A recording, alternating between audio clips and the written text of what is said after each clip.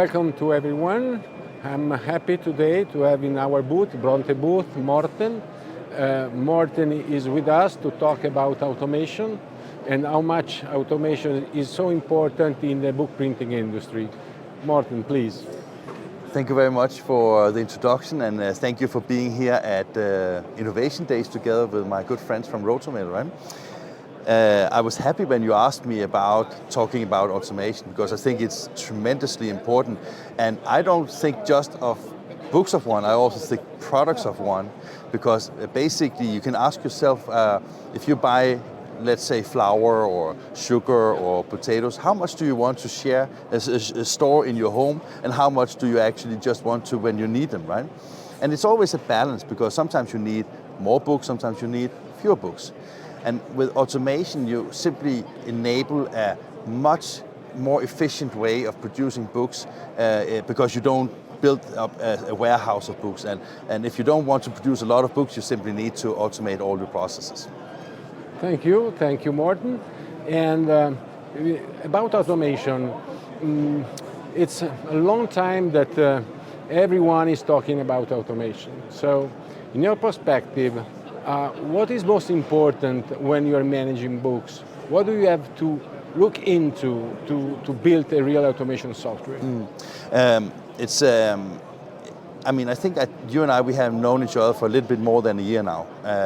And I remember the first time I heard about you and Rotomail and Bronte, I was so amazed about the fact that you can have a production that is so smooth and so efficient. Because I have seen so many workflow automation solutions, but then it just takes a part of it, right?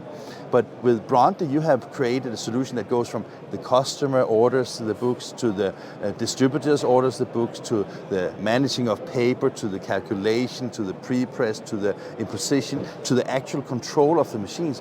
And I was surprised when I visited you, because you don't have any people in your pre-press department. It's just a computer, basically, right?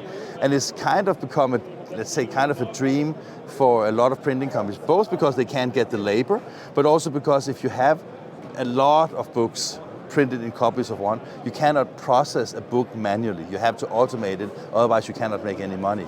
When the day is over, this comes down to customer acquisition cost. How much does it cost to make a sale? And if you sell a book of one, and let's say the book costs 2 or 3 euros or 5 euros or whatever it is, you can easily imagine that you need to do that without any labor involved in it. And it ensures a couple of things: cheap processing of the flow, but also fault-free production. Thank you, Morten. An important sentence that you said at the beginning, you said automation is not only book of one, it's book of production. That products of one, basically, right? It's products of one. Yeah. Okay, can you explain me better what you're saying? Yeah. I think for many years, a lot of printing companies have also realized that instead of getting books orders of 5,000, they got 500, now they got 50. But today you also get orders of one. And the only way you can produce books of one or products of one efficient is to make sure that, for example, like Rotomail have roll-based printing, that you on one roll has many books. And then you can automate the process from where the roll is rolled off into the finishing machine, added the cover, trimmed, and almost packed, and with a shipping label ready to do that. And when I say products of one instead of books of one, it is basically because it could also be a stitch product, it could also be a poster, it could also be anything else, where we in the past we produced maybe thousands, put it on a warehouse, only used half of it, and we had to throw out the rest of it. So it's good for the environment, it's good for the economy, and it's good for the printers, because now you have new opportunities of selling back catalogs from publishers that were simply not feasible before. And that is where I think the production of one is extremely interesting, and where I think that Bronte, as far as I know, is maybe the only software that I can remember that basically handled the entire process from customers delivering the files till it's actually shipped to the end customer, for example. Right? Thank you.